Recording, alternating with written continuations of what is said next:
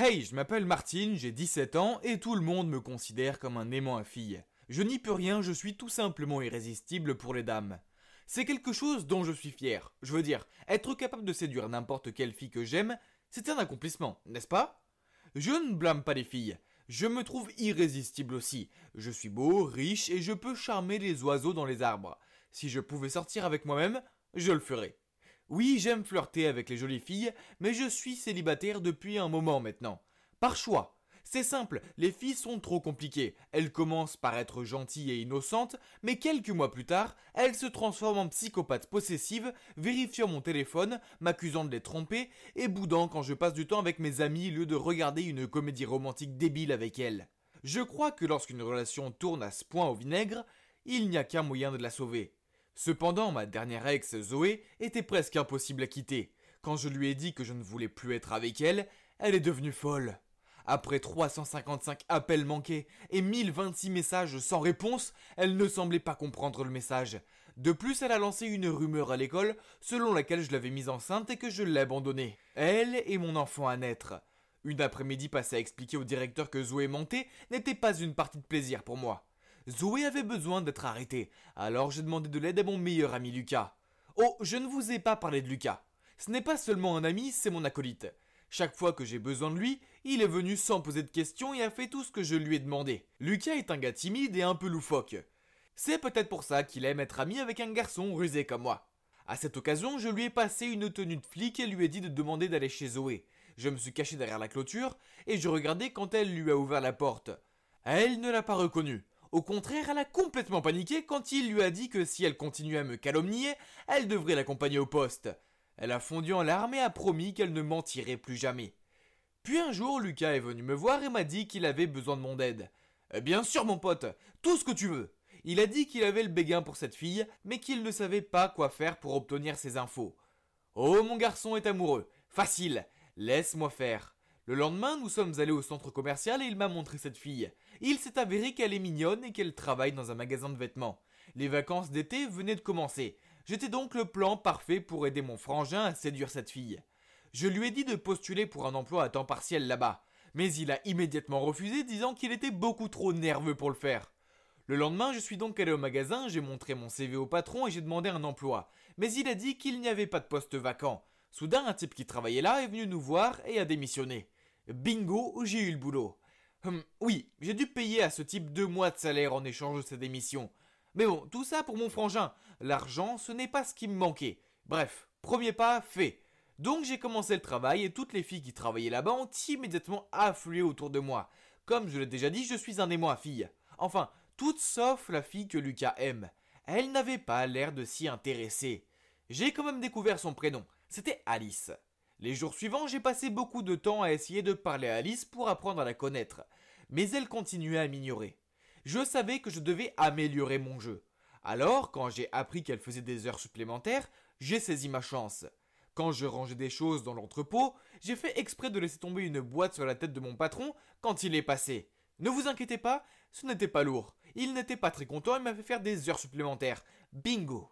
Super. Il n'y avait que moi et Alice seuls dans le magasin. Elle avait l'air épuisée alors je lui ai passé de l'eau et lui ai dit « Tu es fatigué, rentre chez toi, je peux te remplacer. » Elle a regardé le verre d'eau et a souri. « Je vais bien, tu n'es pas fatigué de me courir après et de n'arriver à rien? Je sais quel genre de garçon tu es. » Puis elle s'est levée pour continuer à travailler et m'a complètement ignoré. Une fois de plus, j'ai échoué.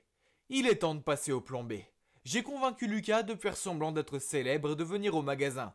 Je lui ai dit de payer des filles pour qu'elles lui demandent des autographes et des photos quand il entrerait. Le plan était qu'il demande conseil à Alice, qu'elle soit intéressée et qu'elle craque pour lui. Un plan parfait, hein. Ouais, ça ne s'est pas si bien passé. Il s'est pointé en ressemblant à une sorte de clown. Je lui ai dit de s'habiller de manière vive, mais je ne voulais pas dire qu'il devait s'habiller comme s'il avait volé un arc-en-ciel. Aucune des filles qu'il avait payées pour l'embêter n'est venue. Alors il est resté là, maladroit, et Alice n'avait pas l'air très impressionnée. Ce gars est stupide. Est-ce que je devais vraiment tout faire pour lui? Alors j'ai trouvé le plan C. J'ai décidé de la kidnapper. Je plaisante. En fait, je l'ai emmenée à la plage. Nous n'avions qu'une équipe du matin ce jour-là. Alors quand nous avons terminé, je l'ai attendue dehors. Dès que je l'ai vue, je l'ai tirée vers la voiture qui attendait et j'ai dit à mon chauffeur de partir. Elle n'était pas très contente et a menacé d'appeler les flics. Je lui ai dit de se détendre et de profiter de la journée parce qu'elle avait travaillé si dur. À la fin, elle a arrêté de crier et m'a dit qu'il y avait intérêt à avoir de la glace. Nous avons joué avec l'eau, trouvé des coquillages, vous savez, les trucs normaux de la plage. Son humeur s'est améliorée et je pouvais sentir qu'elle était plus à l'aise avec moi. Puis nous nous sommes assis sur le sable, nous avons regardé le coucher de soleil. J'ai vu Alice regarder sa montre, puis me regarder. Il se fait tard. Est-ce l'heure de rentrer? Bien sûr, mais hey, que dirais-tu si la prochaine fois on t'achetait une nouvelle montre? La tienne est ancienne. Elle a secoué la tête. Non, pas mon problème, c'est mon père qui me l'a donnée. C'était un grand homme, mais quand j'avais 9 ans, il a commencé à boire. Une fois, il est rentré chez lui et a frappé ma mère.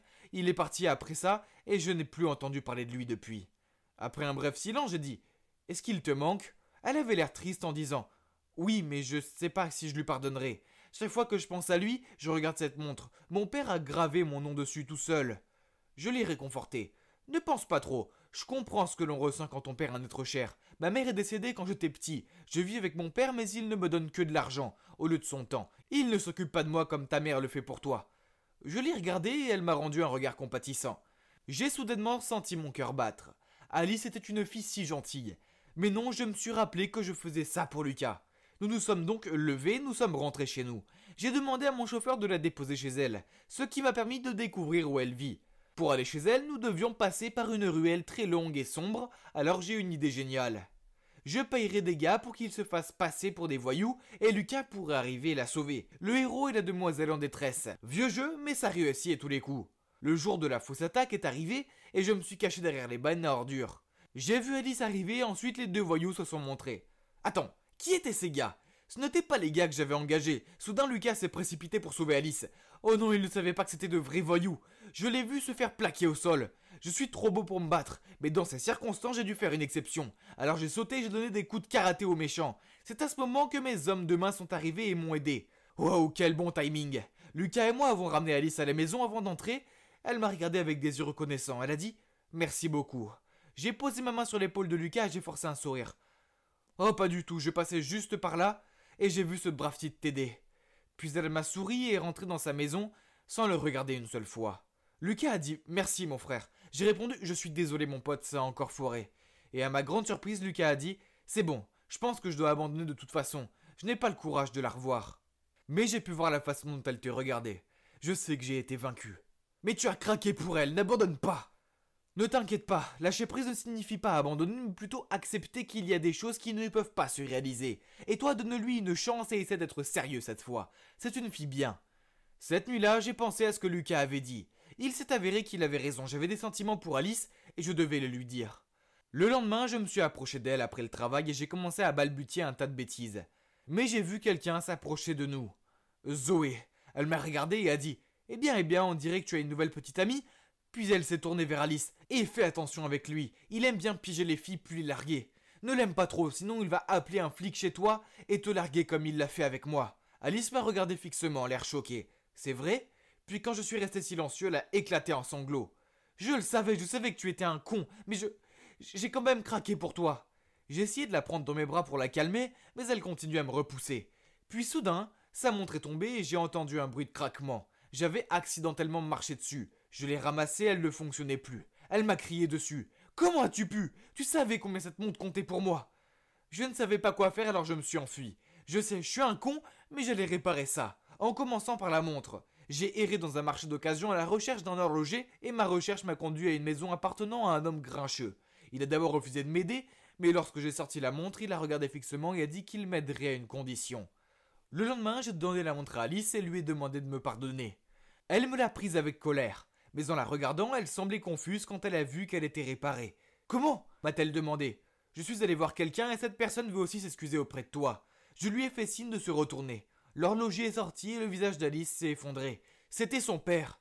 Elle lui a crié dessus. « Pourquoi es-tu là ?» Je savais que je devais désamorcer la situation, alors j'ai dit « Quand je suis allé réparer cette montre, il l'a reconnue et m'a supplié de l'aider à te parler. Il t'aime toujours autant. » Le père d'Alice a dit « Alice, je veux juste m'excuser auprès de toi et de ta mère. Ces 7 dernières années, je me suis senti si seul. S'il te plaît, pardonne-moi pour que je n'ai plus à vivre dans le tourment. » Ainsi, après une longue conversation, ils se sont finalement expliqués. Alice a accepté de pardonner son père seulement s'il allait chez elle et s'excuser auprès de sa mère. Quant à moi et Alice, eh bien, elle m'a timidement remercié après cela, et bien sûr, elle m'a pardonné. Je lui ai dit que je l'aimais, et elle a ri, m'a donné un coup de poing dans le bras, puis elle m'a dit qu'elle m'aimait aussi. Donc nous sommes maintenant un couple officiel. Je suis peut-être un aimant à fille, mais je suis maintenant l'homme d'une seule femme. Ne vous inquiétez pas, mesdames, mon meilleur ami Lucas est toujours disponible pour des rencarts, et c'est un bon parti. Bonjour. Je m'appelle Adam, j'ai 24 ans et je suis marié à Mathilde, mon amour de lycée. Même si nous n'avons pas encore d'enfants, Mathilde reste à la maison et je travaille. Ça a l'air génial. Non. Vous savez, cette femme qui était autrefois mignonne et aimante, elle est maintenant une maniaque de contrôle complètement grincheuse. Ne vous méprenez pas, je l'aime toujours beaucoup, mais bon, de qui je me moque? Je suis juste le mari soumis qui n'ose jamais s'opposer à elle. Je ne suis plus un homme libre, au contraire. Elle insiste pour que je suive ses règles, et je jure qu'elle en invente la plupart au fur et à mesure.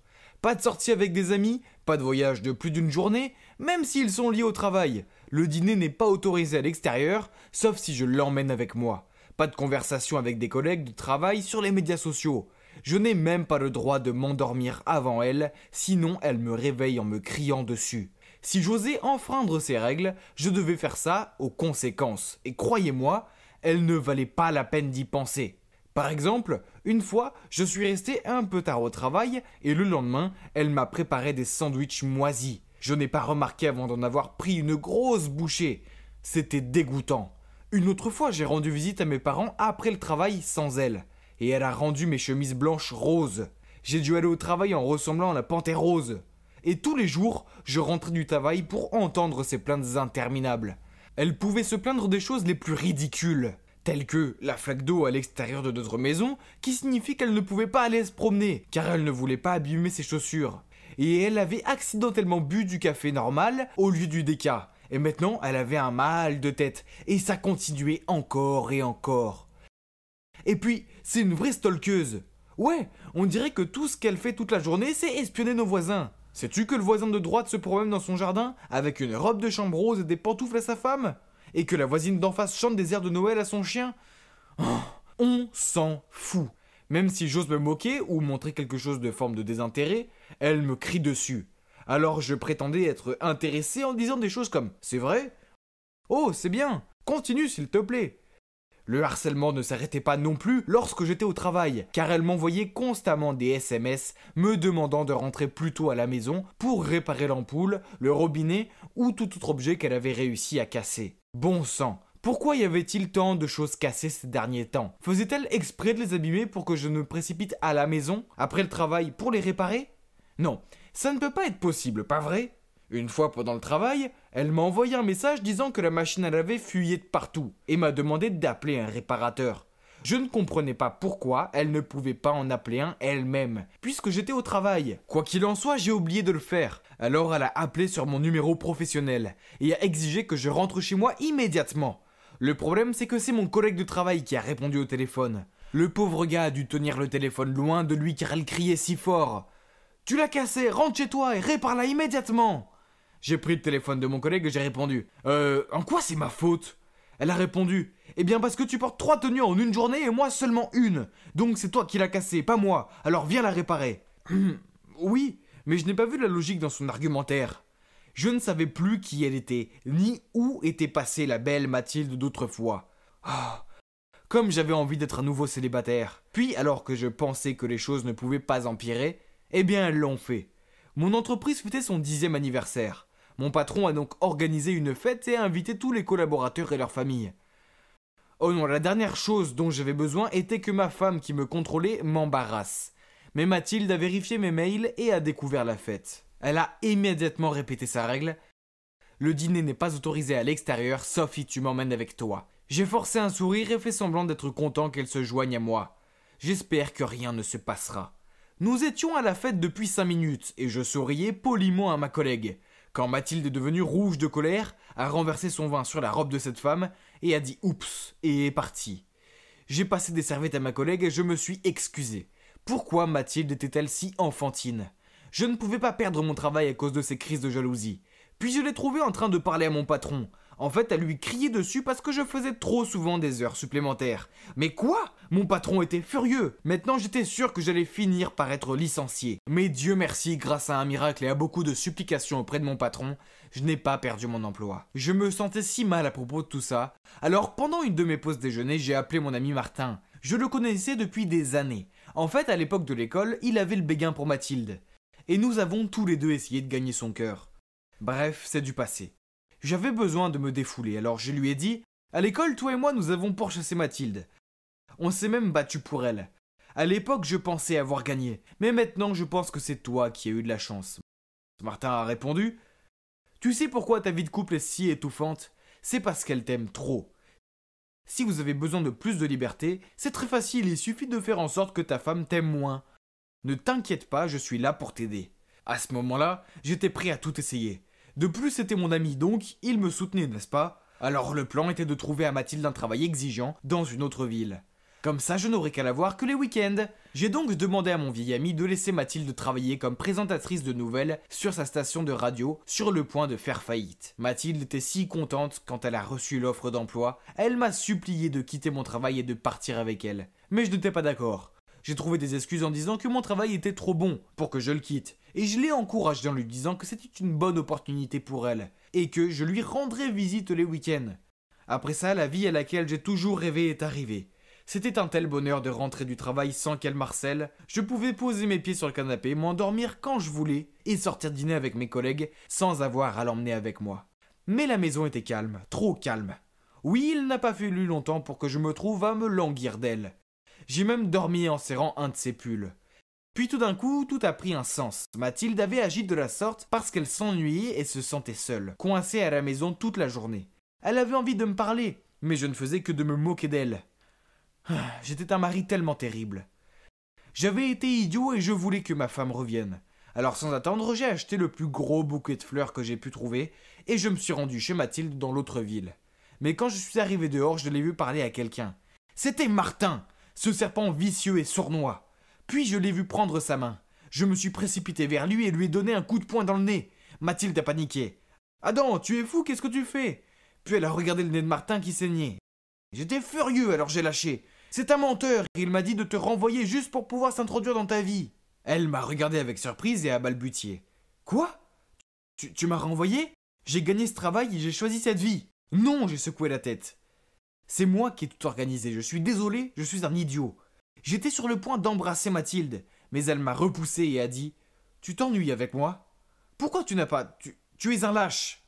Après cela, Mathilde a couru dans sa maison et a fermé la porte à clé. Je l'ai supplié de m'écouter, mais elle m'a ignoré. Je n'avais pas d'autre choix que de rentrer chez moi triste et seul. Je suis retourné chez elle chaque jour et j'ai essayé de m'excuser, mais elle n'a jamais répondu à la porte. Chaque jour, j'ai laissé un cadeau sur le pas de sa porte, comme un gâteau au chocolat, une peluche pingouin, car c'est son animal préféré, et une photo de nous deux. Elle a pris les cadeaux, mais elle ne répondait toujours pas. Mais un soir, alors que j'attendais devant chez elle, je l'ai vue courir vers moi. Serait-ce qu'elle m'avait pardonné et qu'elle venait m'embrasser ? Mais non, un bandit l'a poursuivie et essayait de s'emparer de son sac à main. Je me suis précipité et j'ai plaqué ce bandit sur le sol. Elle avait tellement l'air soulagée que je sois là pour la sauver, qu'elle m'a serré dans ses bras. Après cela, elle m'a pardonné et elle est retournée chez elle. J'ai définitivement appris ma leçon maintenant. Je devrais toujours apprécier le bonheur que j'ai eu au lieu de la prendre pour acquis. Mais je suppose que je vais devoir vivre sur le fil du rasoir pour le reste de ma vie, de peur qu'un jour Mathilde découvre le grand secret que je garde. Eh oui, c'est moi qui ai engagé ce bandit. Surprise! Ce secret devra m'accompagner dans la tombe. Ou Mathilde m'enverra elle-même 6 pieds sous terre. Ou je ne sais pas. En bref, souhaitez-moi bonne chance, les gars. Je m'appelle Claire, j'ai presque 16 ans, mais j'ai vécu en paix uniquement durant les 2 premières années de ma vie d'enfant, avant que mon petit frère, Ethan, arrive et gâche tout. J'ai toujours espéré que ce petit morveux ne soit jamais né. Et si vous êtes l'aîné d'une fratrie comme moi, il y a de fortes chances que vous ressentiez la même chose. Tout d'abord, sa naissance signifiait que mes parents ne me remarquaient presque plus. Oui, je sais, je n'avais que 2 ans à l'époque, donc je m'en souviens pas vraiment. Mais au fil des années, j'ai vu comment c'était. J'ai eu des problèmes pour des choses stupides, parce que j'étais l'aîné, tandis qu'Ethan s'en sortait parce qu'il était trop jeune pour comprendre. Ah, je déteste vraiment mon frère, et je pourrais donner un tas de raisons pour ça. On se battait toujours pour la dernière part de pizza. Quand il l'obtenait, il la dévorait devant moi, et maman souriait et disait « Oh, mon garçon qui grandit !» Mais quand c'était moi qui l'avais, maman fronçait les sourcils et disait « Claire, ne sois pas gourmande. » Il s'est faufilé dans ma chambre et il a pris le lapin en peluche que ma meilleure amie m'avait offert et il a collé ses oreilles ensemble. Alors, j'ai pris sa console de jeu et je l'ai cachée dans la cave. Il lui a fallu 1 semaine entière pour la trouver. Pour se venger, il a étalé du chocolat sur l'arrière de mon pantalon. Je n'ai compris ce qui se passait que lorsque les autres enfants ont commencé à rire et à me montrer du doigt. J'ai dû porter mon pull-over noué autour de la taille pour le reste de la journée, même s'il faisait froid. Je me suis donc vengée en frottant des orties sur son oreiller. Le lendemain matin, son visage était tout rouge et il n'arrêtait pas de se gratter. C'était vraiment drôle. C'était aussi le jour d'un photoshoot et un maquilleur a passé des heures à le maquiller pour masquer les rougeurs. Et il avait l'air ridicule.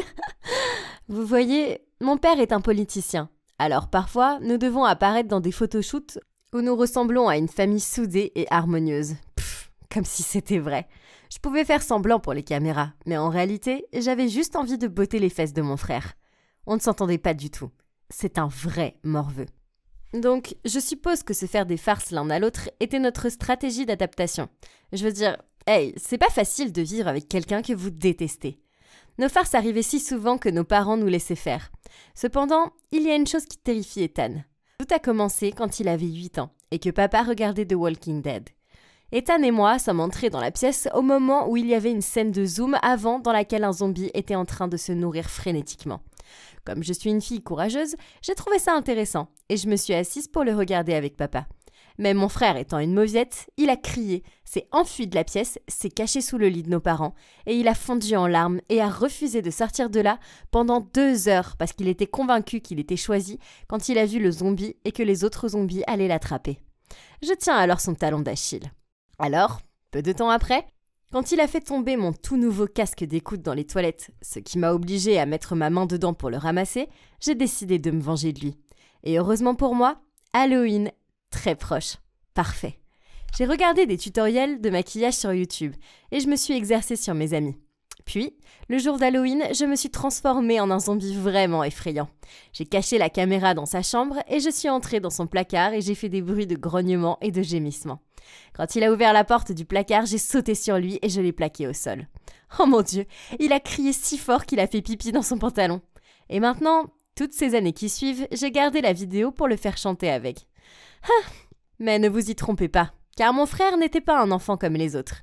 Il n'y a pas si longtemps, il m'a fait une farce qui m'a rendue plus furieuse que Misty de Pokémon. Je vous raconte, j'ai eu le béguin pour ce garçon à l'école. Il était tellement gentil et rêveur, et d'après les regards mignons qu'il me lançait, j'étais sûre à 100% que je lui plaisais aussi. La Saint-Valentin semblait être le jour idéal pour exprimer mes sentiments à son égard. Alors la veille, je suis restée éveillée jusqu'à minuit pour lui préparer des chocolats. J'ai laissé mes chocolats emballés avec amour et la boîte sur le côté dans la cuisine et je suis allée me coucher. Le lendemain, j'ai pris la boîte et à l'heure du déjeuner, je l'ai remise à mon amoureux. À mon grand désarroi, lorsqu'il l'a ouverte, au lieu des jolis chocolats en forme de cœur que j'avais passé des heures à confectionner, il y avait des photos d'enfance embarrassantes de moi. Dans une photo de moi à 12 ans avec un tas de boutons hideux sur le visage. Une photo de moi toute petite dormant avec la bouche ouverte et de la bave sur le menton. Et une autre lorsque j'étais bébé avec un bol de bouillie sur la tête. Puis mon béguin a soulevé une note disant « Superbe chocolat, serette. Bah, quel sale gosse sournois. » Même si mon petit ami n'arrêtait pas de me dire que j'étais très mignonne sur ses photos et qu'il les aimait encore plus que les chocolats, j'avais quand même envie de lui donner un bon coup de poing dans sa sale tête. Oh mon Dieu, je t'en supplie, s'il te plaît, éloigne-le de moi. Je serai sage, je ferai mes devoirs à temps et j'arrêterai d'emprunter le parfum cher de maman. Ok, c'était peut-être un peu mon souhait, mais je ne m'attendais pas à ce qu'il se réalise. C'était une soirée normale autour de la table du dîner. Ethan était à son téléphone et maman a été très agacée et lui a fait débarrasser la table. Pendant qu'il le faisait, j'ai vu apparaître sur son téléphone un message d'une certaine Sophie disant « Ok, on se voit devant le cinéma à 20h. J'ai hâte. » Quoi ? Ethan avait un rencard ? Oh, mon petit frère, c'était l'heure de la revanche pour avoir ruiné les chocolats de mon béguin. Donc j'ai furtivement suivi Ethan au cinéma. Comme le cinéma était assez proche de notre maison, nous avons marché. Il a traversé le parc, c'était effrayant à cette heure. Je jure que les arbres ressemblaient à des monstres. Bref, j'ai vu quelque chose de lumineux à mes pieds. Je l'ai ramassé et c'était le téléphone d'Ethan. Quel idiot. J'avais vraiment le faire travailler dur pour le récupérer. En sortant du parc, j'ai vu un van noir garé à proximité. Soudain, j'ai entendu un cri et j'ai vu 2 hommes géants qui essayaient de traîner Ethan vers l'arrière du van. Ethan pleurait et se débattait avec une résistance farouche, mais mon faible frère maigre de 14 ans n'était pas un rival pour ces 2 hommes. Quoi ? Comment ose-t-il essayer de kidnapper mon frère ? C'était peut-être l'être humain le plus agaçant de la planète, mais c'était mon petit frère agaçant. Il n'y a pas moyen que je laisse faire ça. Je me suis précipitée en avant et j'ai crié « Ethan, mode zombie activé !» Ma présence a fait sursauter les 2 kidnappeurs et ça les a rendus plus déterminés à le traîner vers le van. Tout à coup, Ethan a mordu fort la main de l'homme qui lui couvrait la bouche, comme le font toujours les zombies. « Bien joué, frérot !» L'homme a crié et a serré sa main. L'autre homme a tiré sur le bras d'Ethan, mais il a réussi à se remettre sur pied. Alors que l'homme essayait de le pousser dans le van, Ethan a saisi sa chance et lui a donné un coup de pied entre les jambes. Aïe! Pendant ce temps, j'ai appelé les flics et je leur ai demandé de venir rapidement. Puis j'ai vu le crétin à la main mordue s'apprêter à attraper Ethan à nouveau. Alors j'ai crié de toutes mes forces. « Ethan! Cours !» Il a sprinté dans le parc et l'homme mordu l'a suivi. C'était exactement une poursuite de zombies dans la vie réelle. Ah. Soudain, j'ai senti des bras m'attraper autour de la taille. Oh non, c'était l'autre gars. Il m'a dit « Je suppose que tu vas devoir venir aussi », avant de me soulever et de me mettre à l'arrière du van. J'ai crié et j'ai essayé de le frapper et de lui donner des coups de pied, mais il était trop fort. Il m'a jeté à l'arrière du van, mais avant que je ne puisse y entrer, j'ai enfoncé la porte de la camionnette et l'ai rapidement verrouillée de l'intérieur pour l'empêcher de rentrer. Heureusement pour moi, ce n'était pas lui, mais le type qui poursuivait Ethan qui gardait la clé. C'était si effrayant quand le kidnappeur n'arrêtait pas de me crier dessus dehors, mais j'avais encore plus peur en pensant qu'Ethan pouvait être blessé quelque part dehors. Puis soudain, j'ai entendu sa voix. « Hé, arrête !» S'est-il fait prendre ? J'ai regardé dehors pour voir le contraire. Il courait vers moi, après 2 policiers. Ils tenaient leurs armes pour maîtriser le type qui se tenait près de la camionnette. Ethan était en sécurité. Et il est revenu pour moi. J'ai ouvert la porte et j'ai sauté dans ses bras. Oh, zappons plutôt cette partie. J'ai la chair de poule chaque fois que je me rappelle cette nuit larmoyante. Ethan et moi avons suivi les policiers et avons vu l'autre kidnappeur menotté à un arbre, luttant avec des moustiques avec son seul bras libre dans l'obscurité. La police m'a dit que pendant le trajet vers le van, Ethan n'arrêtait pas de se plaindre de la lenteur et du manque de professionnalisme des policiers qui auraient dû venir me sauver en premier. Mon garçon s'entêtait à dire « Je peux me sauver tout seul, mais pas cette mauviette ». Cet idiot ne pouvait certainement pas imaginer qu'il avait une grande sœur merveilleuse comme moi. Nos parents se sont précipités au commissariat pour nous voir. Et ouais, encore une fois, on a pleuré. Il s'est avéré que le rival de mon père avait engagé le type pour kidnapper Ethan afin de l'utiliser pour faire chanter mon père. Et je n'ai pas bien compris toute la situation. Et peut-être qu'après ça, je regarderai plus de films politiques. Mais maintenant, grâce à Dieu, nous étions en sécurité. J'ai peut-être souhaité que mon frère disparaisse, mais quand j'ai vraiment failli le perdre pour toujours, eh bien, je dois admettre que ça m'a fait peur. Et il s'avère qu'il ressentait la même chose pour moi aussi. C'est fou, hein ? Bien sûr, on se fait toujours quelques farces. Sinon, on ne serait pas nous-mêmes. Mais j'ai réalisé quelque chose. Il est peut-être le plus agaçant des morveux, mais c'est toujours ma famille, et je l'aime tellement. Cependant, je suis sûre qu'il y aura toujours des moments où je détesterai mon petit frère agaçant. Comme maintenant, alors que je me suis assise dans ma chambre en train de vous raconter mon histoire, je suis sûre que je l'entends ricaner derrière ma porte. Quelle est la probabilité que je l'ouvre et que je finisse avec un seau d'eau froide sur la tête ou quelque chose comme ça ? Tout ça parce que j'ai dit à maman qu'il avait une petite amie. C'est dommage, petit frère. Il n'y a aucune chance que tu aies le dessus sur cette reine des farces. La famille, c'est compliqué. C'est vrai. Je pensais que ma famille était la plus heureuse possible. Mais non, tout comme une bulle s'explose quand elle devient trop grande. Maman et papa se sont séparés après une grosse dispute stupide. Après ça, mon père a déménagé. Moi et ma petite sœur Katie avons eu un choix difficile. L'un de nous resterait ici avec maman et l'autre irait vivre avec papa et sa nouvelle copine, Zara. Cathy est vraiment douce, gentille et sensible. Alors je ne pensais pas que bouleverser sa vie et la faire vivre avec une nouvelle belle-mère serait une bonne idée. Je suis un grand frère, protéger ma petite sœur était mon devoir. Donc, c'était réglé. Katie est restée avec maman et j'ai emménagé avec papa et Zara. Quelques mois plus tard, maman est tombée amoureuse d'un certain Valentin et l'a épousé. Je n'étais pas très convaincu par Valentin. Je ne l'avais rencontré que quelques fois, mais il semblait trop prétentieux à mon goût. Bref, revenons à papa, et il s'avère que ma vie avec eux était une partie de plaisir. Et il me laissait sortir quand je voulais, et il me faisait à peine faire des tâches ménagères. Au contraire, Zara n'était pas une personne méchante. Elle me traitait comme un membre de la famille et, pour mon 16e anniversaire, elle a même suggéré à mon père de me surprendre avec ma propre voiture. Des jours heureux. Mais il y avait un hic. D'après les messages de ma sœur, je sentais que les choses n'étaient pas si roses avec elle. Donc je suis allé lui montrer ma nouvelle voiture. Enfin, c'était juste une excuse pour aller vérifier comment ça se passait. Je suis entré dans la maison pour trouver Katie en train de vider le lave-vaisselle. Elle pleurait. Je comprends, les tâches ménagères sont nulles, mais ce n'était pas assez terrible pour faire pleurer quelqu'un. Il y a quelque chose qui cloche. Je lui ai préparé une boisson et on s'est assis et on a parlé. Elle m'a dit que c'était Valentin, qu'il ne l'aimait pas et qu'il lui causait toujours des problèmes. Katie a dit « Il m'a toujours considéré comme une épine dans le pied, car il voulait que maman passe tout son temps avec lui. Il exigeait que je fasse toutes les tâches ménagères, mais quand maman rentrait du travail, il disait qu'il les avait faites. Si j'essayais de lui poser des questions à ce sujet, il me mettait dans le pétrin et en racontant des mensonges à maman à mon sujet. Comme la fois où il a dit que je l'avais insulté et que j'avais volé 20 $ dans son portefeuille. Je n'ai pas aimé ce que j'ai entendu, donc je lui ai demandé « As-tu essayé de dire à maman ce qui se passe ?» Elle a hoché la tête et a soufflé. Oui, elle a dit que je suis juste paresseuse et jalouse. J'ai répondu. On dirait que maman est aveuglée par l'amour. Ne t'inquiète pas, sœurette. Elle va bientôt revenir à la raison. Elle a retenu ses larmes et a dit. Je l'espère, Thomas, parce que ça craint vraiment ici. Je lui ai dit de me prévenir la prochaine fois que Valentin faisait quelque chose de louche. Waouh, il s'avère que ce type aime donner des coups bas. Quelques jours plus tard, il a remplacé l'huile de cuisson par du whisky. Et quand maman a commencé à cuisiner, tout a pris feu. Valentin s'est précipité à la rescousse et il a accusé Katie en disant qu'il l'avait vue tenir la bouteille de whisky hier soir. Mais il a supposé qu'elle essayait simplement de la voler. Puis il a dit à maman que Katie avait insisté pour qu'il cuisine son steak. Donc la farce devait lui être destinée. Maman l'a tout de suite cru et l'a puni en lui faisant manquer le bal de l'école et en lui faisant faire des tâches ménagères à la place. Pauvre Katie, elle était si bouleversée. Mais une semaine plus tard, Valentin le sournois a encore frappé. Cette fois, Katie l'a vu remplacer la mayonnaise light de maman par de la mayonnaise complète. Katie s'est précipitée chez maman pour l'attraper en flagrant délit, mais quand elle est arrivée, elle l'a vu étaler de la mayo light sur son bagel. Maman a crié sur Katie pour avoir dit des mensonges sur son beau-père, et l'a puni encore une fois. C'était nul. Ma sœur est la plus gentille des filles, et elle ne mérite pas ça. Sans parler du fait que certaines de ses farces semblent dangereuses. Pas tant celle de la mayonnaise, mais celle du feu aurait pu mal finir. Ce Valentin devait arrêter de jouer, et il était temps que je lui montre que personne ne s'en prend à ma petite sœur. Donc j'ai suggéré que nous échangions les choses pendant quelques semaines.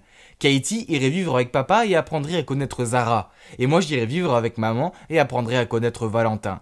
Il est clair que Valentin savait qu'il ne pouvait pas m'embêter, donc la première semaine, il est resté hors de mon chemin.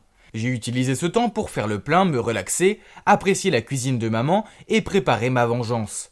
Quand la deuxième semaine est arrivée, j'étais prêt à faire de la vie de Valentin une misère. Sacré vénard de Valentino. Maman travaillait très dur car Valentin avait perdu son emploi. Alors, en bon fils que je suis, je l'ai conduite à l'épicerie. Maman était si heureuse de mon aide et elle m'a promis de me faire mon omelette préférée.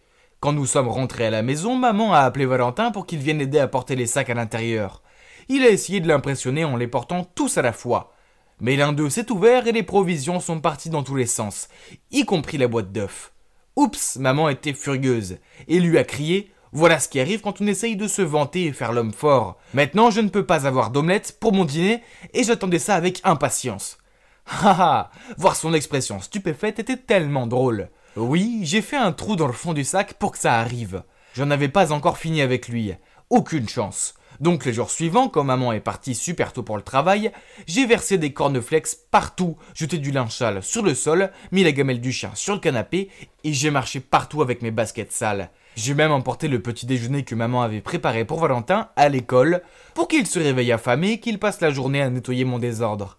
Ah! Naturellement, Valentin n'était pas content de moi. Alors quand je suis rentré de l'école, il m'a forcé à tondre la pelouse. Ce gars avait l'air si fatigué d'avoir passé la journée à débarrasser mes affaires. Alors, ça me va. Quand maman est rentrée et m'a vu, j'ai repris mon souffle et j'ai dit « J'ai eu une journée chargée avec l'école, mais Valentin m'a quand même fait faire toutes les corvées. Je suis si fatigué, maman. » Maman s'est précipitée à l'intérieur et a trouvé Valentin en train de regarder des dessins animés. Alors elle lui a crié dessus « Tu es à la maison toute la journée. Alors pourquoi tu ne tonds pas la pelouse au lieu d'obliger mon fils à le faire ? Moi je dois aller travailler et mon fils doit faire des sales corvées. Alors quel est exactement ton rôle dans cette maison ?» Valentin est resté bouche bée.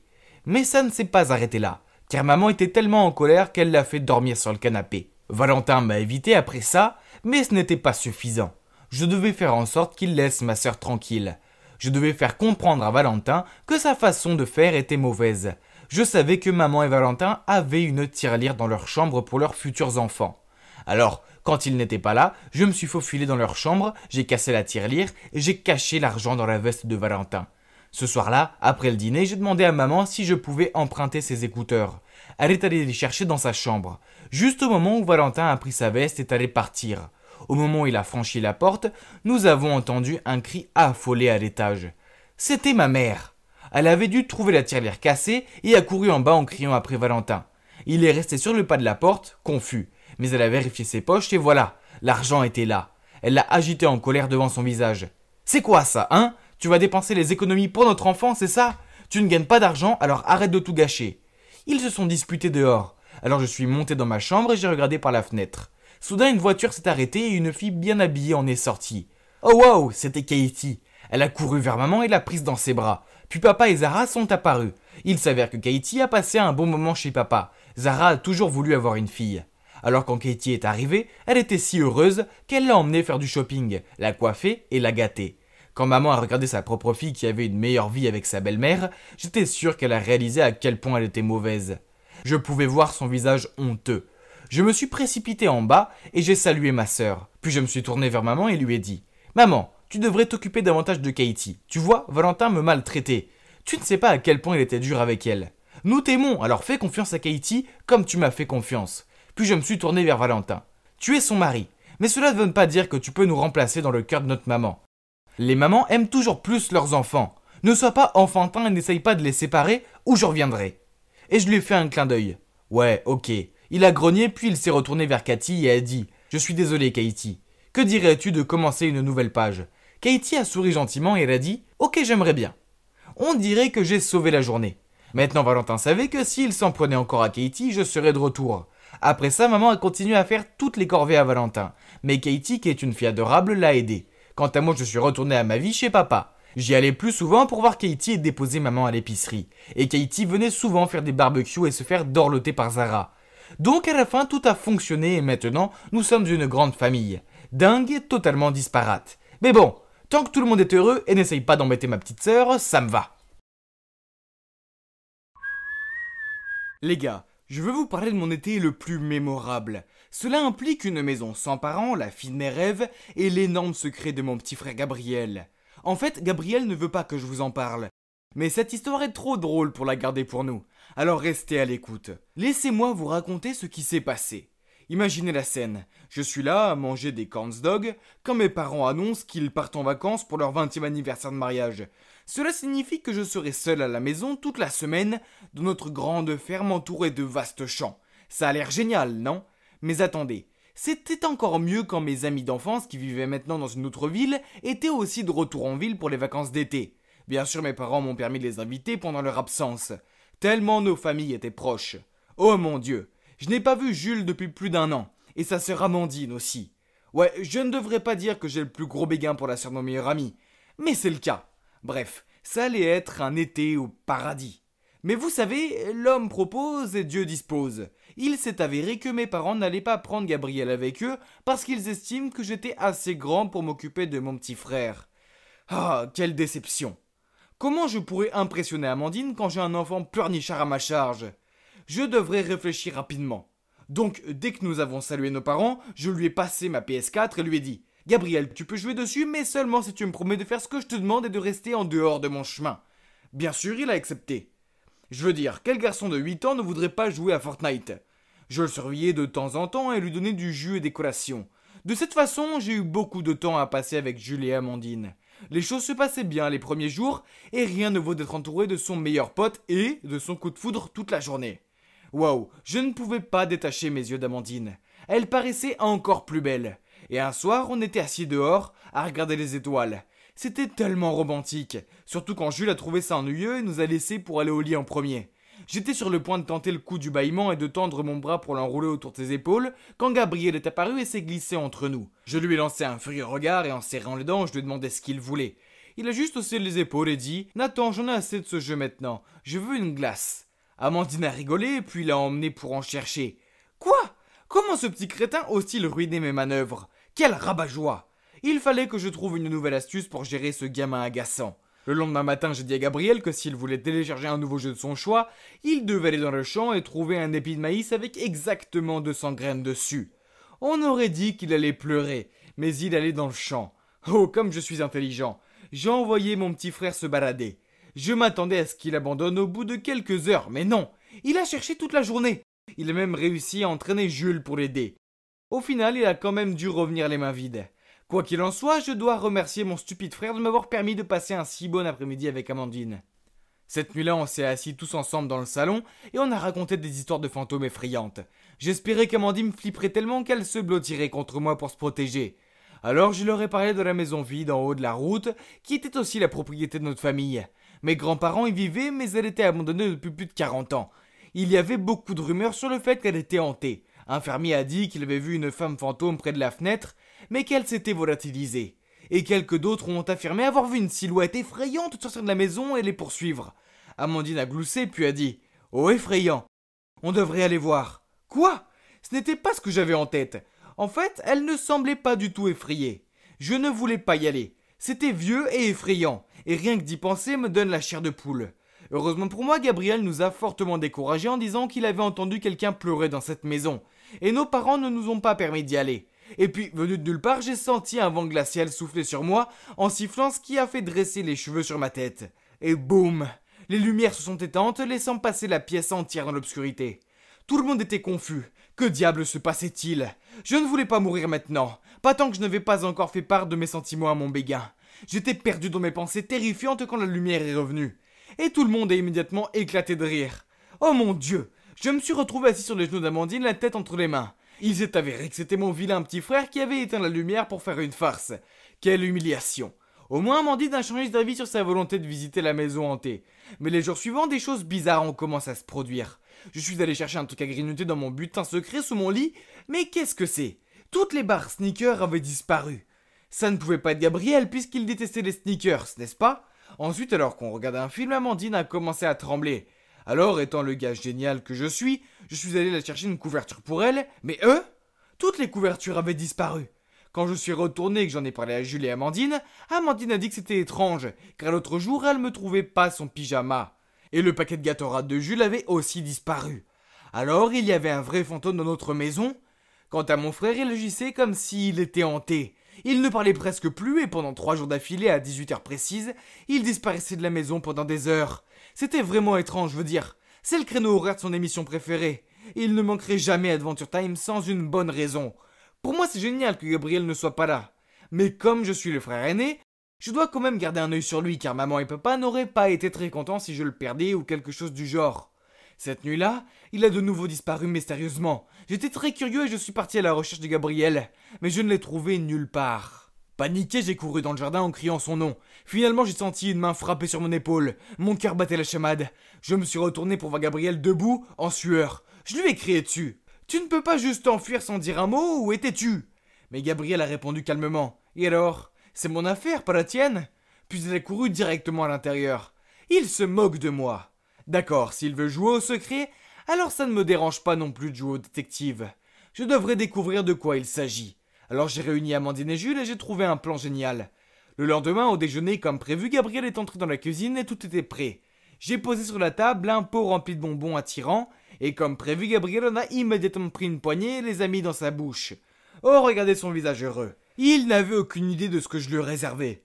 Juste après ça, nous sommes entrés dans la pièce. Comme il ne voulait pas être pris en train de manger en cachette, Gabriel s'est rapidement caché sous la table, et bien sûr nous avons fait semblant de ne pas savoir qu'il était là.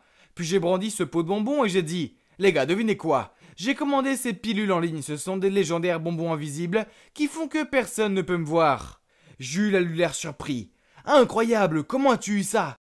J'ai entendu dire que c'était un tel succès qu'il a été vendu partout. » Puis Amandine m'a demandé combien de temps on pouvait disparaître si on mangeait ces bonbons. J'ai répondu « Je pense que si on mange 4 ou 5 bonbons, on peut disparaître pendant 45 minutes. » Nous avons continué notre sketch, puis j'ai dit de laisser le pot de bonbons ici. Ainsi, demain, nous pourrions l'essayer et sortir faire des farces à tout le monde avec notre super pouvoir. J'ai fait un clin d'œil et tout le monde a hoché la tête. Maintenant, où est passé Gabriel encore? J'ai demandé et tout le monde a hoché la tête. J'ai encore attrapé une pomme et je l'ai fait tomber par terre. Puis j'ai immédiatement regardé sur la table pour la chercher tout en faisant semblant de ne pas voir Gabriel. Il avait l'air absolument stupéfait, essayant de ne pas faire de bruit. Maintenant que Gabriel pensait qu'il était invisible, il est sorti en rampant et a fait toutes sortes de choses amusantes devant nous. Danser, secouer ses fesses et faire la roue à travers la pièce. C'est ici difficile de garder un visage neutre et d'ignorer son existence. Puis à 18h, Gabriel a quitté la maison avec un sac à dos. Mais comme il se croyait invisible, il est passé devant nous sans hésiter.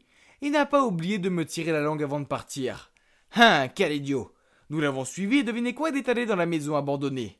Nous nous sommes cachés derrière un arbre pour regarder et soudain la porte s'est ouverte en grinçant.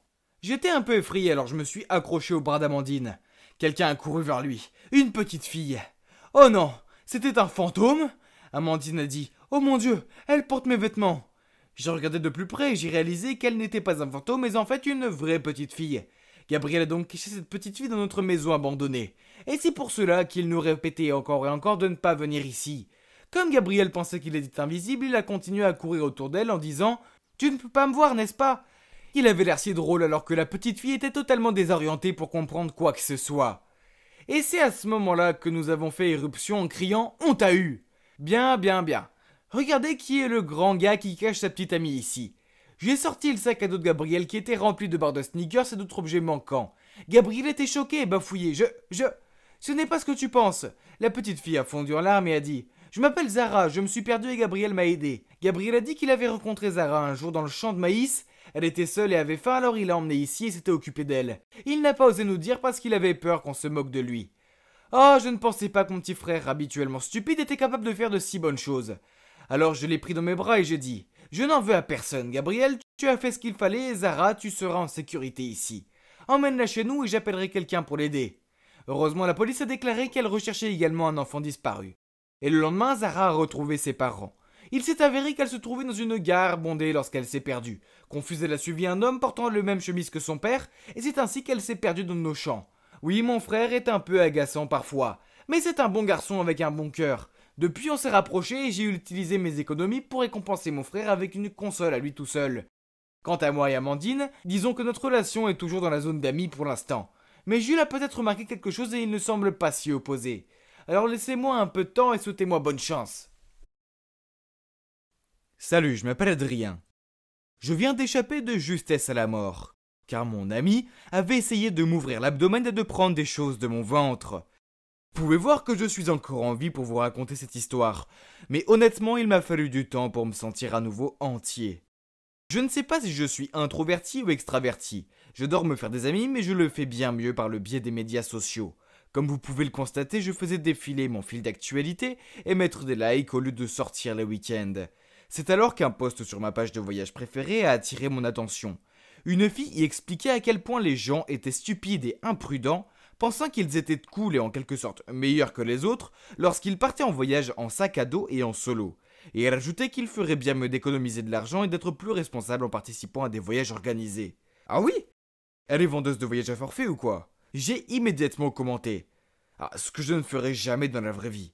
Pour dire à quel point elle était un esprit étroit, infantile, lâche et médiocre. Bien sûr, mes mots ont été appréciés. Puis un gars m'a même envoyé une demande d'amis et a commencé à discuter avec moi de ses mêmes sentiments, et tout de suite nous avons sympathisé.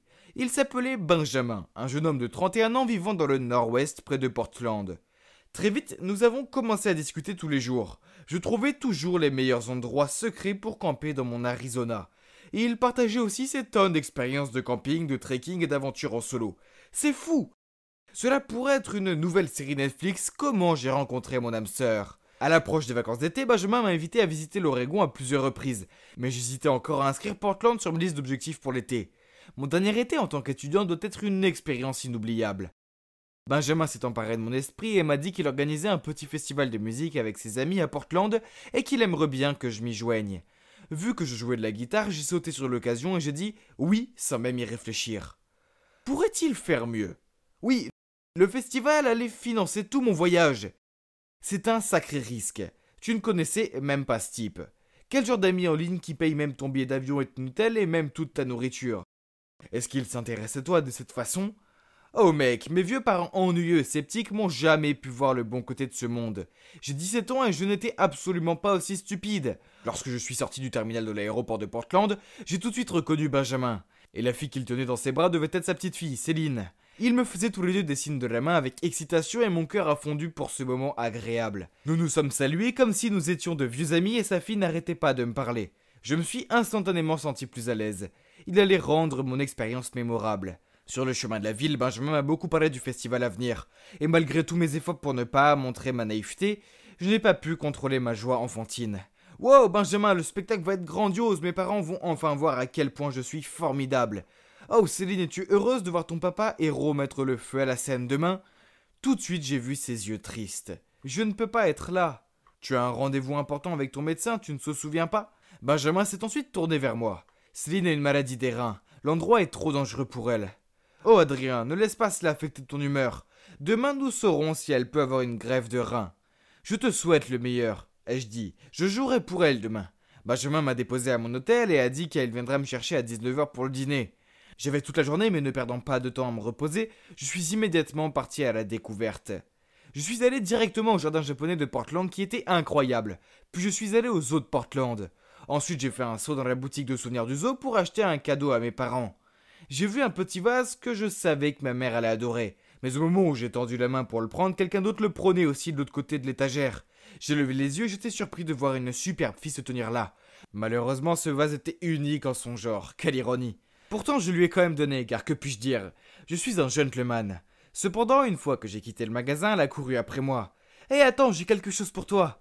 Je me suis retourné et à ma grande surprise, elle m'a tendu le vase. « Je suppose que tu es un touriste, n'est-ce pas? S'il te plaît, garde-le, je peux facilement trouver un autre pour moi. » Oh, quelle gentille fille. Vraiment, je ne peux pas être plus reconnaissant. Veux-tu te joindre à moi pour un café? J'adorerais, mais je suis désolé, je dois retourner au travail. J'espère que tu passeras un bon moment à Portland. Elle s'est enfuie avant que je puisse lui dire au revoir. Wow, les habitants de Portland sont les meilleurs. Puis j'ai pensé que peut-être j'irais même à l'université à Portland au lieu d'Arizona. J'ai adoré être ici. Après cela, je suis retourné à l'hôtel pour me préparer. À 19h pile, Benjamin est venu me chercher et nous sommes allés dans un restaurant buffet. Avant de prendre notre table, Benjamin m'a demandé si je voulais un verre et m'a dit que la bière au gingembre était excellente. Bien sûr, pourquoi pas. Alors j'ai dit que j'en prendrais une et il est allé au bar. Et il avait raison, c'était génial et la nourriture aussi, c'était délicieux. Et j'ai dû manger environ 4 assiettes avant de me sentir soudainement un peu malade. Quelque chose ne va pas. J'ai bien regardé dans l'assiette et j'ai réalisé qu'il y avait des crevettes dans une des salades. Oh non, j'ai une allergie aux crevettes. Sans rien dire, j'ai sauté, couru aux toilettes et essayé de vomir toute la nourriture et la bière au gingembre. J'étais content que ce soit un restaurant buffet avec de la nourriture à volonté pour que je puisse prendre un nouveau départ. En revenant à la table, je pouvais voir que Benjamin me regardait nerveusement. J'étais sur le point de lui dire que j'allais bien, mais soudain j'ai eu un vertige, je suis tombé par terre et ensuite tout est devenu noir. Quand j'ai réouvert les yeux, il avait une lumière vive qui brillait directement sur moi. Hein, où étais-je? J'ai essayé de me lever, mais j'ai réalisé que je ne pouvais pas. Oh mon Dieu, mes membres étaient attachés au lit. Est-ce qu'on pouvait même appeler ceci un lit? Je regardais autour de moi, mais je ne voyais personne. C'est alors que j'ai réalisé que j'étais dans une sorte de salle d'opération, bien que ce soit trop sale pour être un hôpital. Et il y avait quelques instruments d'apparence ancienne sur une étagère poussiéreuse. Tout semblait vieux et rouillé. Il fallait que je sorte de là. J'essayais de faire bouger mes pieds, mais ils étaient trop serrés. Mais qui a fait ça? Soudain, quelqu'un est rentré dans la pièce. C'était Benjamin. Derrière lui marchaient deux autres gars portant des vêtements chirurgicaux. Benjamin, que se passe-t-il? Je vais très bien, c'est juste une réaction allergique normale. Laisse-moi sortir. Benjamin eut l'air surpris de me voir réveillé. Oh, je pensais que tu serais inconscient pendant des heures. J'aurais dû te donner plus d'anesthésique dans cette bière au gingembre. Puis il s'est retourné vers le type à l'allure de médecin et il a dit « Martin, donne-lui plus d'anesthésique, veux-tu ?»« Attends, qu'est-ce que tu veux? Vous pouvez avoir tout mon argent, mes affaires, je ne le dirai à personne. » Il a commencé à marcher vers moi avec un sourire sinistre sur le visage. « Tu ne devrais pas encore te réveiller. Puisque tu nous as vus, il n'y a qu'une seule façon d'arranger les choses. » Il a tendu la main vers moi avec une seringue et j'ai commencé à crier « Lâche-moi, lâche-moi !» Mais il n'était visiblement pas décidé de s'arrêter. « Allez, ou bien tu veux devoir s'éventrer ?»« Quoi? Donc il essayait d'ouvrir mon ventre? M'étriper comme un poisson ?» J'ai essayé de me débattre pour qu'il ne puisse pas m'injecter. Le lit en fer tremblait fortement. Oui, jusqu'à mon dernier souffle. Soudain la porte a éclaté et la police s'est précipitée à l'intérieur. Était-ce juste un flash avant ma mort? Arrêtez, vous êtes en état d'arrestation. Leurs cris m'ont ramené à la réalité. Ils ont attrapé Benjamin et les deux médecins et les ont menottés tandis qu'un autre me détachait. On m'a emmené dehors et on m'a aidé à monter dans une voiture de police. Mon âme n'était pas encore revenue dans mon corps, mais quand j'ai regardé à ma gauche, j'ai paniqué. La fille de la boutique de souvenirs était assise à côté de moi. Bon sang, qu'est-ce que tu fais ici? Elle a posé sa main sur mon bras et m'a dit: Une nuit horrible, n'est-ce pas? Je suis en fait un policier sous couverture et j'ai enquêté sur une filière de trafic d'organes. Ce Benjamin qui a prétendu être ton ami fait en fait partie de la filière. Tout le monde n'a pas été aussi chanceux que toi. Adrien, tant d'adolescents ont été piégés. Puis elle m'a raconté ce qui s'est passé. Il s'avère qu'aujourd'hui elle a suivi Benjamin et a été surprise de le voir me prendre et aller au restaurant. Elle a suivi Benjamin quand il est allé au bar et l'a vu mettre quelque chose dans mon verre. Ensuite, quand j'ai vu que tu étais évanoui, tout le monde s'est rassemblé autour de toi, mais Benjamin a dit que tu étais juste ivre et il t'a emmené. Je l'ai suivi, j'ai appelé la police, a-t-elle dit. Oh non, non, non, non. Mais dans quoi je me suis fourré? C'est de la folie, j'aurais pu prendre mes reins ou quelque chose comme ça. Attends, j'aurais pu même mourir. En effet, on aurait pu arriver trop tard, si c'était ton effort important qui nous a fait gagner du temps. Mais comment se fait-il que tu n'aies pas ressenti les effets de l'anesthésie, a-t-elle demandé. J'ai réfléchi et j'ai réalisé. Eh oh, je devais rire. Ce sont les crevettes qui m'ont sauvé. Je me suis fait vomir et je vomis la plupart de l'anesthésique. Si les crevettes n'avaient pas été là, qui sait ce qui aurait pu se passer? Je ne veux même pas y penser. Je l'ai échappé belle. Jamais je n'aurais pensé que je serais mêlé à quelque chose d'aussi dangereux comme ça. Cette fois-ci, je laisserai ma mère et mon père sceptique dire, je te l'avais dit, 1 million de fois. Nous devons être prudents, surtout quand il s'agit de nos reins. Peut-être que les voyages organisés ne sont pas si mauvais après tout, n'est-ce pas? Hé petite, pourquoi es-tu toute seule? Comment tu t'appelles? La première fois que j'ai remarqué cette petite fille, c'est le jour où j'ai découvert cette boulangerie épique près de mon école. Elle était toujours assise dans la ruelle à côté, portant les mêmes habits et traînant un ours en peluche. Elle m'a regardée avec de grands yeux innocents et m'a répondu timidement. Je m'appelle Alex. Puis elle s'est mise à pleurer avant de dire: Ma maman et mon papa travaillent tout le temps, alors je les attends ici. Parfois, ils partent plusieurs jours. Oh, pauvre petite fille, elle doit mourir de faim parce qu'elle regarde constamment mon sachet de viennoiserie. Je lui en ai donné un et elle m'a dit que les pains au chocolat étaient ce qu'elle préférait. Waouh! Comme moi! Pas étonnant que je me sois sentie attirée par cette petite fille. Elle l'a mangé si vite que je lui ai dit que j'allais lui en acheter un autre. Je ne supportais pas de la voir affamée. Comment ses parents pouvaient-ils la laisser comme ça? J'ai couru aussi vite que j'ai pu, mais quand je suis revenue, elle était partie. Trop bizarre, je ne la voyais nulle part. Je suis rentrée chez moi, mais ce soir-là, je n'ai pas cessé de penser à elle. Ses parents étaient-ils venus la chercher? Le lendemain, je suis retournée à la boulangerie. Et avant même d'y arriver, j'ai entendu des enfants crier. Je me suis approchée pour mieux voir. Alex était là, recroquevillé par terre, pendant que des enfants lançaient son ours en peluche. Oh non, elle pleurait. Ça m'a énervée, alors je me suis jetée sur eux. « Hé, laissez-la tranquille, ou vous aurez affaire à moi !» Les brutes se sont enfuis et je me suis précipitée pour passer un bras autour d'Alex. Elle a essuyé ses larmes et a dit: « Merci, à part mon ours, tu es la seule personne qui veut être mon amie. » La boule que j'avais au ventre ne pouvait pas être plus grosse. Puis, je lui ai demandé ce qui s'était passé. Elle m'a raconté comment elle avait fait l'école buissonnière parce qu'elle était victime d'intimidation à cause de ses vieux habits odorants. Même sa maîtresse était méchante avec elle. Elle disait: « Oh la vache, mon cœur ! Je ne pouvais pas le supporter. » Alors je lui ai tendu la main. « Alex, je ne peux pas te laisser ici. J'ai toujours voulu avoir une petite sœur. Qu'est-ce que tu en dis? Je promets que je te protégerai. » Elle m'a serré la main, ce que j'ai pris pour un oui. Puis on s'est levé et elle m'a demandé si elle pouvait me montrer quelque chose. C'était une aire de jeu. Dès que je l'ai vue, j'ai ressenti quelque chose au fond de moi. J'avais l'impression de connaître cet endroit. On a joué à la cage à écureuils, puis on a fait de la balançoire. Il y avait même un grand toboggan qui était super cool. On a joué pendant des heures. C'était comme si j'étais revenue en enfance. Enfin, si seulement je pouvais me souvenir de mon enfance. De ce que je sais, quand j'avais 8 ans, j'ai eu un gros accident. J'ai subi un traumatisme cérébral et toute ma mémoire s'est envolée. Depuis, j'ai suivi des thérapies et pris des médicaments. Mais c'est étrange d'être incapable de se rappeler de quoi que ce soit de ma vie d'avant. J'essaie de me concentrer sur le présent et je sais que j'ai de la chance d'être encore en vie. Cependant, parfois les migraines de l'accident deviennent vraiment insupportables. Et c'est exactement ce qui s'est passé quand on était sur les balançoires. Je regardais le ciel en rigolant et la minute d'après, je me suis sentie glisser de la balançoire et atterrir par terre. La dernière chose dont je me souviens, c'est de voir Alex courir dans ma direction. Quand j'ai rouvert les yeux, j'étais dans un lit d'hôpital et mes parents me serraient les mains. Ces derniers temps, mes migraines devenaient plus fréquentes et ça inquiétait mon père et ma mère. Ma première pensée a été « Où est Alex ?» J'ai demandé à mes parents s'ils avaient vu une petite fille de 8 ans, mais ils ont eu l'air confus. J'ai compris qu'elle avait probablement pris peur et s'était enfuie. Elle ne quittait pas mes pensées pourtant. Alors dès que je suis sortie de l'hôpital quelques jours plus tard, j'ai commencé à la chercher. Mais elle n'était nulle part. Mais un élan en moi me poussait à continuer à la chercher. Je ne pouvais pas l'abandonner. Il fallait que je la trouve. J'ai couru jusqu'à l'aire de jeu où j'ai été soulagée de la voir sur une balançoire. Elle avait l'air triste, alors je lui ai demandé ce qui s'était passé et elle a éclaté en sanglots.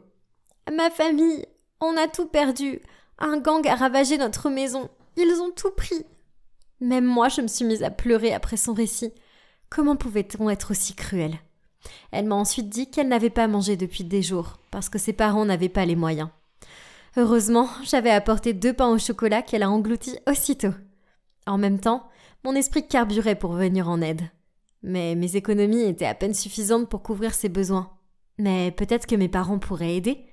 Ils donnaient de l'argent à une église, donc j'étais sûre qu'ils seraient heureux d'aider Alex. J'ai appelé ma mère et elle a répondu qu'elle serait heureuse de rencontrer Alex pour voir ce qu'il pouvait faire. J'ai raconté la bonne nouvelle à Alex et on est allé chez moi. Je lui ai donné à manger, puis on s'est installé sur le canapé en attendant mes parents. Voir son visage rayonnant m'a rendue heureuse. Dès que j'ai entendu leur voiture, j'ai couru à la porte pour leur dire « Maman, papa, Alex est ici !» Mes parents sont entrés et ils ont regardé autour d'eux. Puis mon père a dit « ma chérie, où est-elle ?» J'ai dit en pointant le canapé du doigt « Elle était juste là !» Je l'ai appelée, mais elle n'a pas répondu. Je n'ai pas compris. Où était-elle passée ? Ma mère a eu l'air inquiète et a dit « Est-elle timide ? Tu es sûre qu'elle était avec toi, mon cœur ?» Frénétique, j'ai fouillé toute la maison, mais elle n'était nulle part. Je commençais à paniquer, mais mon père m'a retenue en disant « Alice, chérie, calme-toi. Peut-être que tu as besoin d'un peu de repos. » J'ai entendu ma mère murmurer. Ces intenses migraines l'ont sûrement épuisée à nouveau. Emmène-la en haut. Je vais appeler le médecin pour lui parler de ses hallucinations. « Je ne suis pas en train d'halluciner. Elle existe vraiment. Pourquoi vous ne me croyez pas ?» ai-je crié, tout en essayant de me libérer de l'emprise de mon père. J'ai senti un vertige s'emparer de moi. Ma tête bourdonnait et le moment d'après, tout est devenu noir. Je me suis retrouvée à l'hôpital pour la 2e fois cette semaine. Waouh, quel record! J'étais allongée, faisant semblant d'être encore inconsciente pour écouter la discussion entre le médecin et mes parents. Alice a un comportement étrange. Elle n'arrête pas de parler d'une petite fille sans abri et ça ressemble assez à son enfance.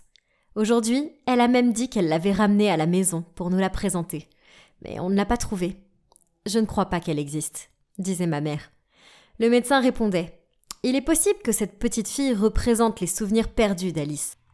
Parfois, après une thérapie et la prise de médicaments, d'anciens souvenirs peuvent commencer à refaire surface. Peut-être que cette petite fille était une personne de l'enfance d'Alice, une amie ou autre. Quoi ? C'était insensé. Alex provenait-elle de mon enfance ? Je ne comprenais pas. Je me suis assise brusquement et j'ai bredouillé. Me cachez-vous quelque chose ? Je pouvais le voir, car mes parents avaient l'air en panique. Et ma mère a répondu. Écoute, ma chérie, la journée a été longue. Ce n'est pas le moment maintenant, mais je te raconterai tout demain. Ok ? Le lendemain, mes parents m'ont emmenée à l'église, à qui ils faisaient un don chaque année. J'étais confuse et n'arrêtais pas de demander qui était Alex. Finalement, une bonne sœur est arrivée, et on s'est installé dans une petite pièce au 2e étage, où les secrets ont été dévoilés. Mes parents n'étaient pas réellement mes parents.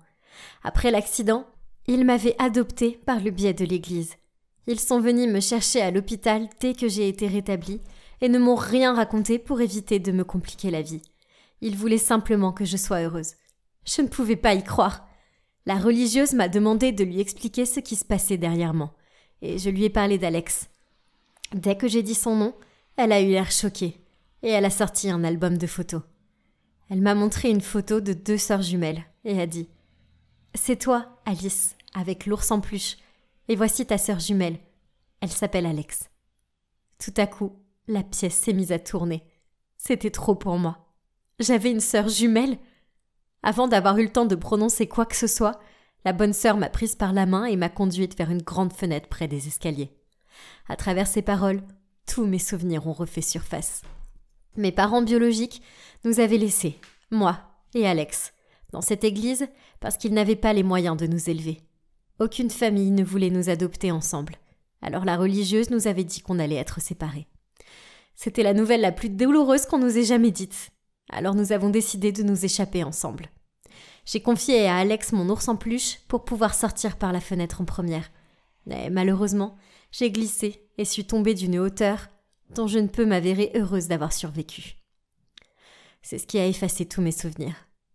J'ai regardé par la fenêtre tandis que la bonne sœur me racontait tout ça. C'était de la folie. Combien de secrets m'avait-on caché tout ce temps? Alors, où se trouve Alex maintenant?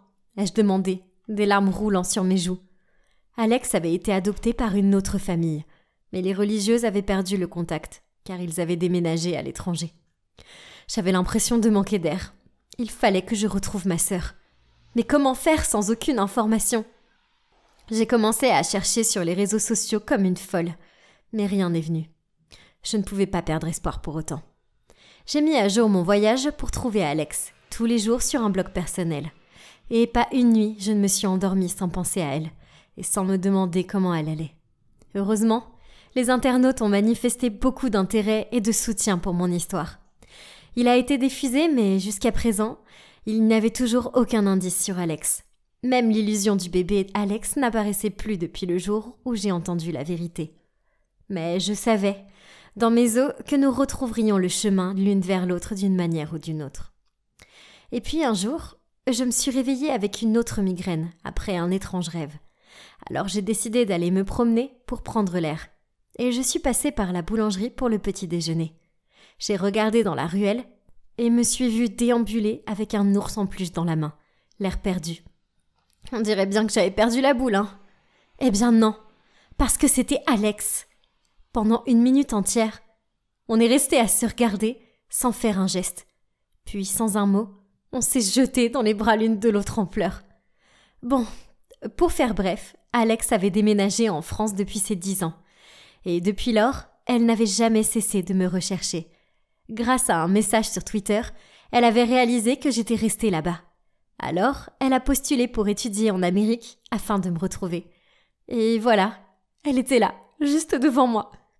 Les mots ne peuvent pas exprimer combien ça semble toujours irréel de la voir à chaque fois. Oh, ne vous inquiétez pas. Tout le monde, y compris mes parents, ont confirmé qu'elle existait vraiment, qu'elle n'était pas le fruit de mon imagination. Ah, Dieu merci. Je ne peux pas croire les montagnes russes par lesquelles je suis passée ces derniers mois. À partir de là, nous sommes devenus inséparables. Et maintenant, on envisage d'emménager ensemble. Il ne nous reste plus qu'à trouver nos parents biologiques. Alex se souvient clairement d'eux. Alors, elle me raconte tous les détails des 8 premières années de notre existence passées ensemble. Alors, souhaitez-nous bonne chance. Eh toi, arrête de rester plantée là et viens nettoyer mon casier. T'es destinée à être une femme de ménage comme ta mère. Soudain, tout un groupe d'enfants a éclaté de rire et je me suis figée. J'ai jeté un coup d'œil en arrière, me demandant comment ils avaient pu connaître mon secret, puis j'ai réalisé qu'ils se moquaient d'une autre fille. Ouf, quel soulagement. Cette nouvelle école semblait très active, et quand je suis entrée dans la classe, 3 de mes nouveaux camarades n'arrêtaient pas de me fixer, mais je les ai ignorés. Mais au déjeuner, l'un d'entre eux s'est approché de moi et m'a dit « Je suppose que ta famille est super riche, n'est-ce pas ?» Je ne savais pas quoi dire, alors j'ai juste répondu « Non, ils sont plutôt normaux. Pourquoi ?» Puis il a élevé la voix. « Comment oses-tu alors essayer de t'asseoir ici ? C'est notre table. Bouge !» Je me suis immédiatement levée et j'ai couru vers un siège vide sur la table du coin. C'est alors qu'un gamin m'a dit que les 3 enfants riches étaient Benoît, Maria et Catherine. Il m'a dit que le meilleur moyen d'éviter les ennuis était de les éviter à tout prix, car leurs parents finançaient en gros toute l'école et que tout le monde devait donc les respecter. Mais je n'ai pas pu les éviter parce que dès le lendemain, Maria a couru vers moi et m'a dit « Pourquoi gardes-tu ta famille secrète ?» J'ai paniqué. Pourquoi m'a-t-elle demandé ça tout à coup? Puis, Catherine est apparue et a dit « Le sac que tu portais hier est en rupture de stock. comment tu as fait pour la voir ? Ah oui, elle parlait probablement de mon post Instagram d'hier. Et j'ai donc répondu « Oh, mon père me l'a acheté à Paris. » Maria a ouvert grand les yeux et elle m'a dit « Oh mon Dieu, ton père est tellement cool. Pourquoi tu ne le portes pas aujourd'hui ?» Mince, ils allaient me coincer. Je devais réfléchir vite. Mes parents ne veulent pas que je me vante, alors ils ont dit que je ne pouvais pas la porter à l'école. Maria et Catherine ont éclaté de rire et ont dit que ma famille avait l'air cool, mais bizarre. Si seulement elles savaient la vérité. Ce sac n'était même pas à moi. Il venait juste d'un travail de mannequin que j'ai fait pour me faire un peu d'argent de poche supplémentaire. En fait, mes parents étaient super pauvres. Ma mère travaillait comme femme de ménage et mon père était agent de sécurité. Évidemment, je ne pouvais pas me permettre d'acheter des sacs de marque. Mais les enfants riches n'avaient pas besoin de le savoir, n'est-ce pas ? Au déjeuner, je les ai vus se diriger vers ma table. Et Benoît a dit « Que font tes parents ?»« Juste, dis-nous, on le dira à personne. » Je leur ai dit que mon père était le PDG d'une grande entreprise de mode et que ma mère travaillait au ministère des Affaires étrangères. Je n'étais pas fière de mon mensonge, mais l'alternative d'être traitée comme cette fille que j'avais vue le premier jour dans cette école, et je ne voulais pas ça du tout. Ils ont tous su l'arrêter. Et Catherine a dit « C'est logique que tu sois si jolie et intelligente. » Puis Benoît est intervenu et a dit « Mais alors pourquoi tu bénéficies d'une bourse J'ai juste souri et gardé le silence. Je n'arrivais pas à trouver un bon mensonge et je ne voulais pas que ça aille plus loin. Je pensais qu'ils me laisseraient tranquille après ça, mais ils ont continué à m'appréhender et ont même commencé à me demander de les rejoindre à leur table d'enfants riches. Je ne pouvais pas dire non, mais quand ils me demandaient de sortir le week-end, j'inventais des excuses. Pas parce que je ne voulais pas me joindre à eux, mais parce que je n'avais pas les moyens de le faire. Je n'ai même pas osé demander à mes parents, qui travaillaient si dur pour économiser mes frais de scolarité. J'avais tellement peur que mes mensonges me rattrapent, alors chaque fois que je posais pour des produits haut de gamme, je postais une photo sur mon Insta. Une fois, j'ai partagé une photo de moi portant des talons super chers et j'ai commenté ainsi « Merci papa, je t'aime ».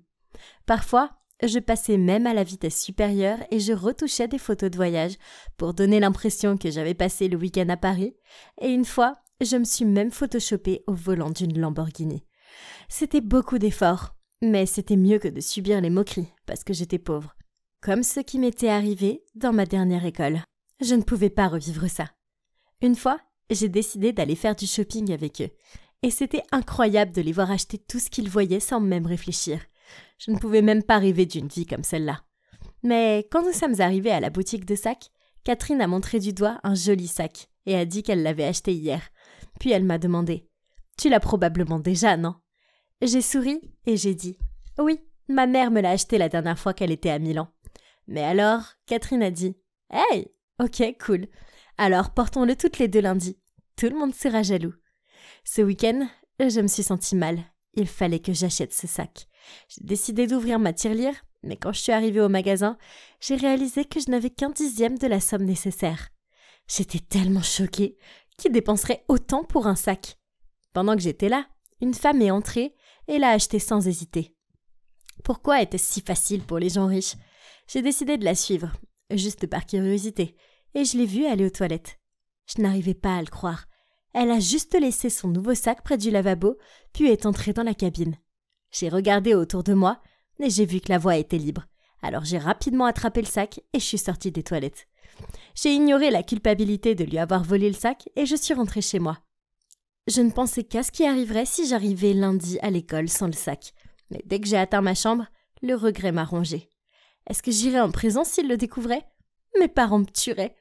Le lundi matin est arrivé et j'ai fièrement porté mon nouveau sac à l'école. Benoît, Catherine et Maria ont été très surpris et m'ont dit que j'avais la version en édition limitée qui coûtait 2 fois plus cher que la version originale. Ça m'a poussée à culpabiliser encore plus, mais d'après les regards que j'ai reçus toute la journée, ça en valait la peine.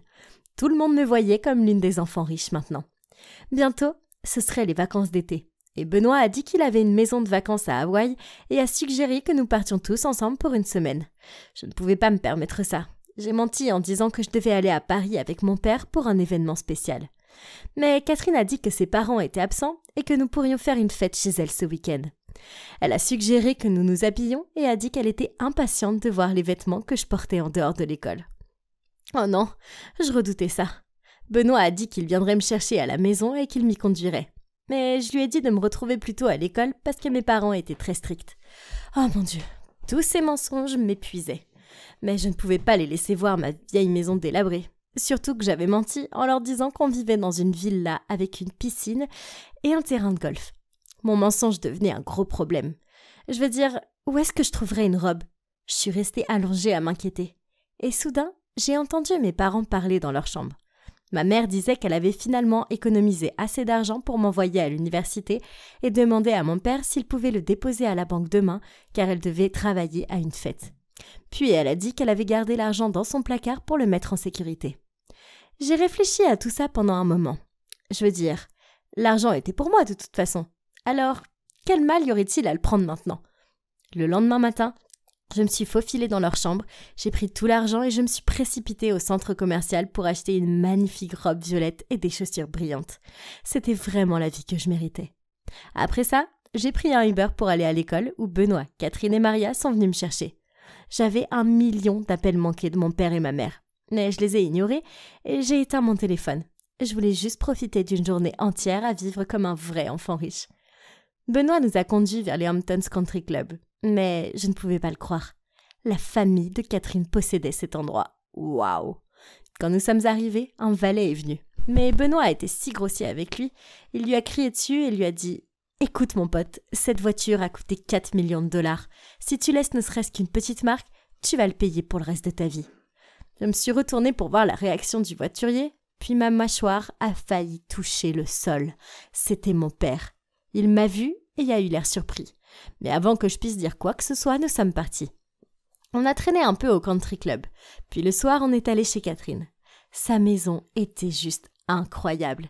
Elle avait un terrain de tennis, son propre cinéma, et ne me demandez pas combien de voitures sa famille possédait.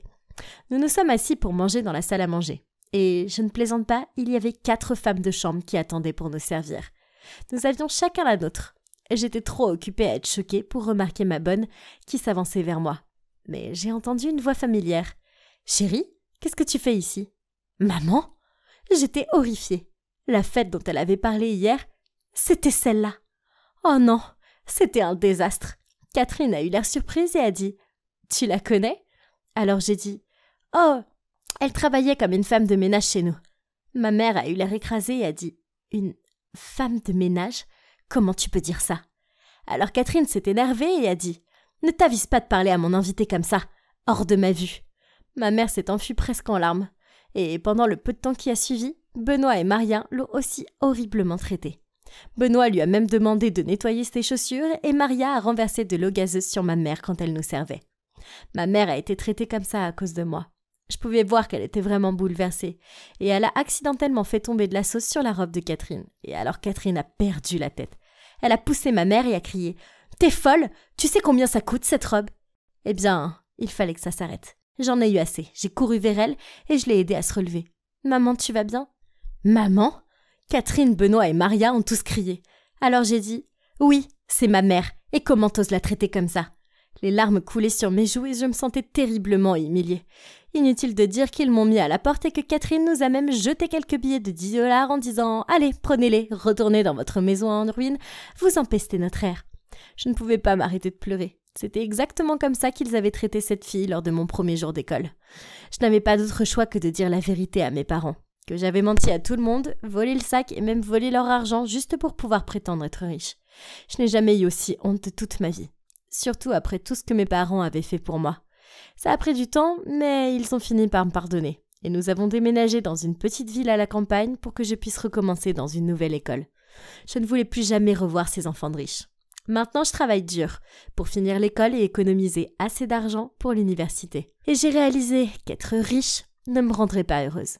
Ma famille est peut-être pauvre, mais ce sont les personnes les plus gentilles que j'ai jamais rencontrées. Et ça se ne jette dans aucune boutique de créateurs.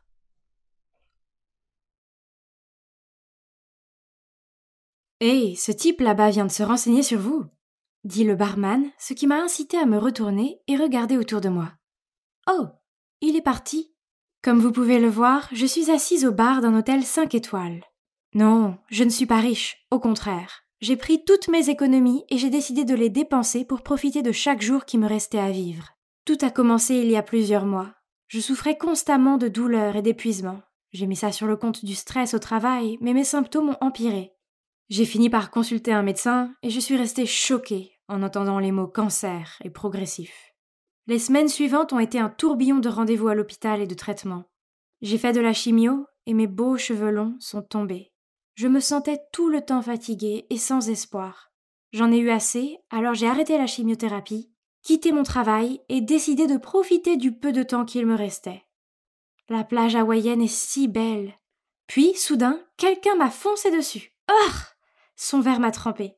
Je les ai entendus dire « Oh mon Dieu, je suis vraiment désolée !»« Oh, hé, vous êtes la fille qui était assise seule au bar tout à l'heure !» J'ai levé les yeux et waouh, qu'il était beau!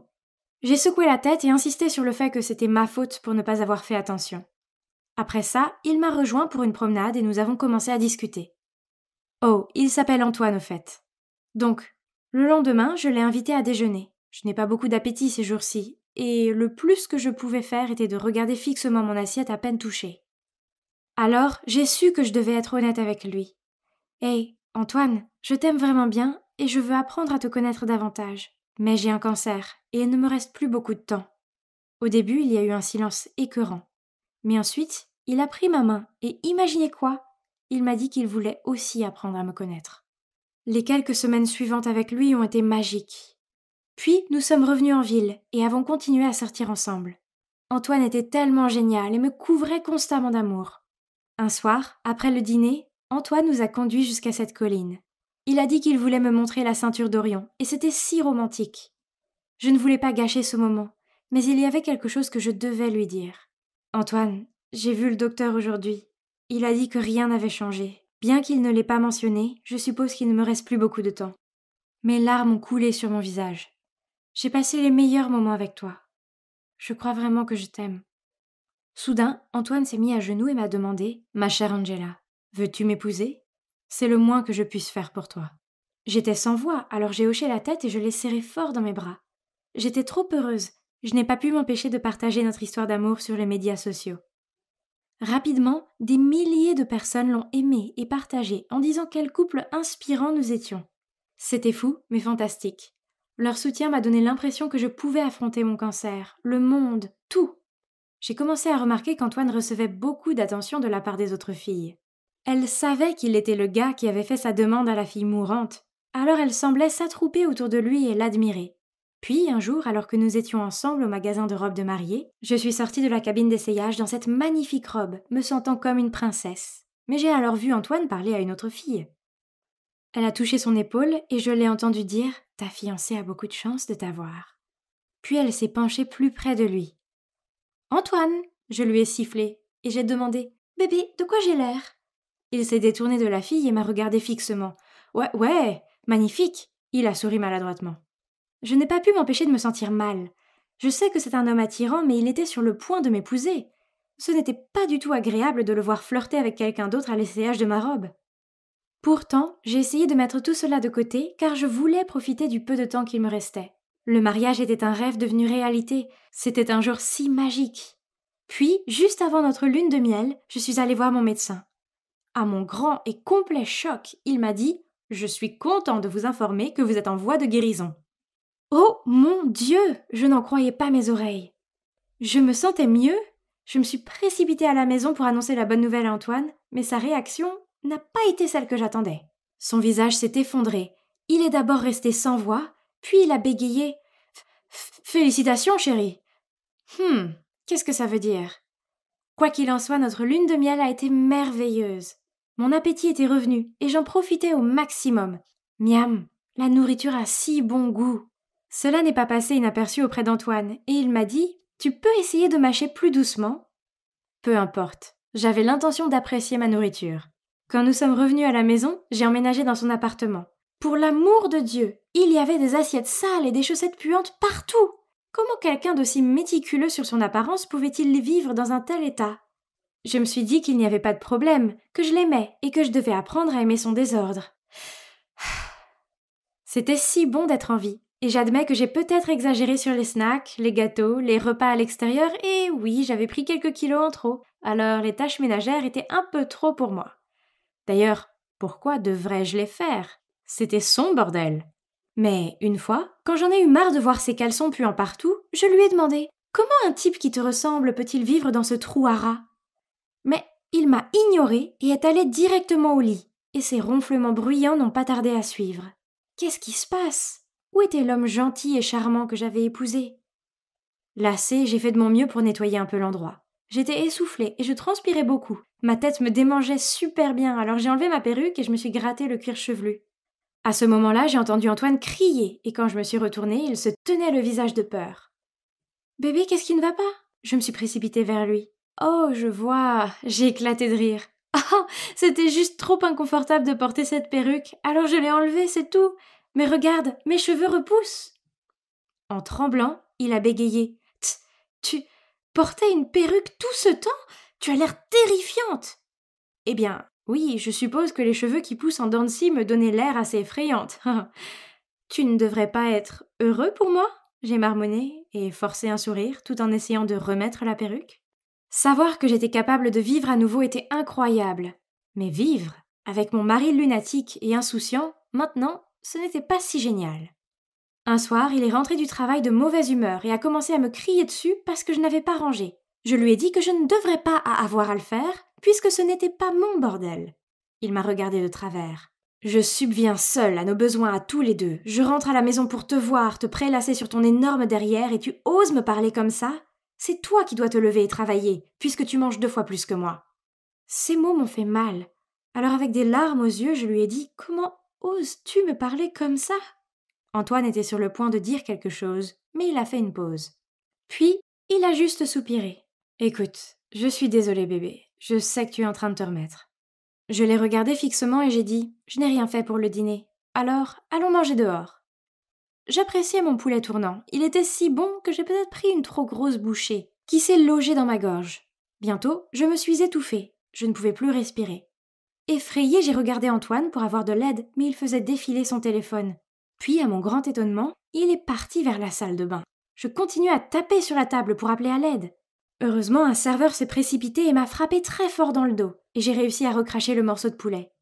Quand Antoine est revenu, j'ai demandé avec colère « Comment as-tu pu me laisser comme ça ?»« De quoi tu parles, bébé? Je t'ai vu apprécier ta nourriture. Tu as fini? Rentrons à la maison. » Oh! Il savait parfaitement que je m'étouffais. Quel crétin!